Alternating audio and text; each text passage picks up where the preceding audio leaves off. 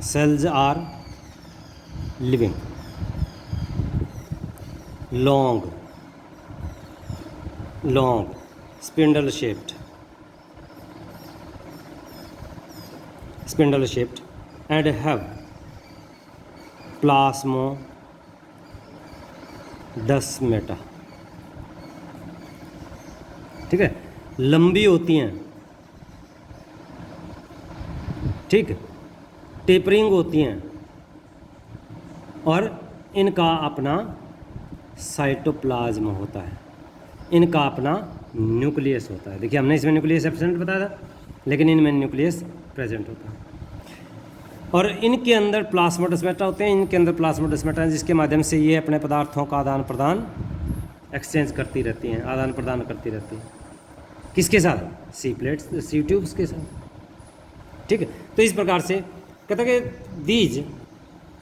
These have their own nucleus, इनका अपना nucleus होता है। The nucleus of companion cell also control the functions of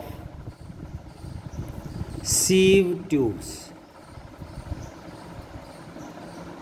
ये ना केवल अपने सेल के सभी फंक्शंस को कंट्रोल करता है, सभी कार्यों को नियंत्रित करता है, बल्कि ये न्यूक्लियस इसके कार्यों को भी नियंत्रित करता है। ठीक है ना, कंपेनियन सेल का साथी कोशिकाओं का केंद्रक इस सीव ट्यूब के कार्यों को भी नियंत्रित करता है, दोनों को कंट्रोल करता है, दोनों सेल्स को। तो ये है कंपेनियन सेल्स, लिविंग सेल्स, ये भी ट्रांसपोर्ट करती है मटेरियल्स का।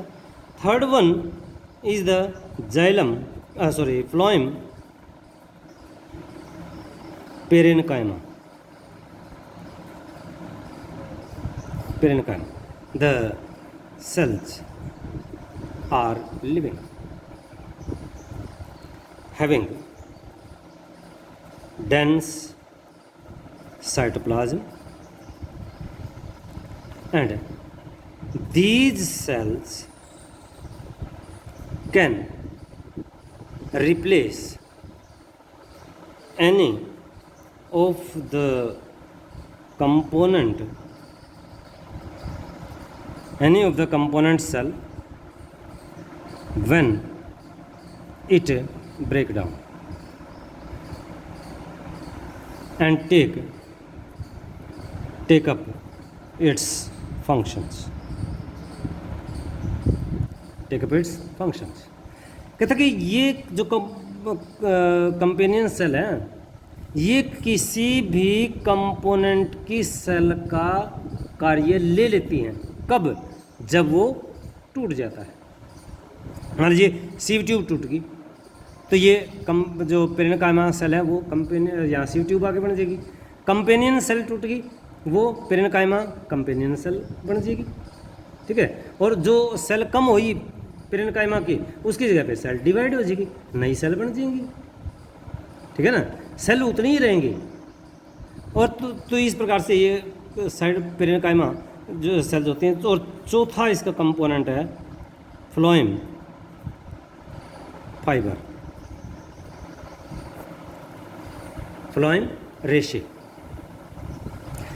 The cells are long thread like and sclerenchymatous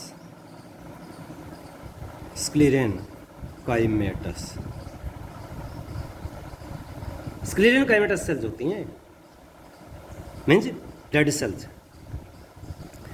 these fibres bound all the other components